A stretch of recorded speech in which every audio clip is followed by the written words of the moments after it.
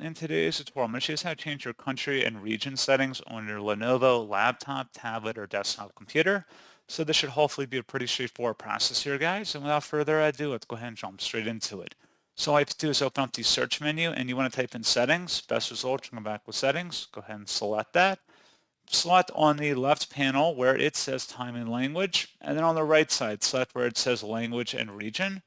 Scrolling down underneath region, there should be a country or region option. Select the drop down for that, and you can select a different country. And you can do the same thing for regional format as well by clicking the drop down menu for that as well. And that's pretty much it. So as always, thank you guys for watching this brief tutorial. I do hope that was able to help you out, and I do look forward to catching you all in the next tutorial. Goodbye.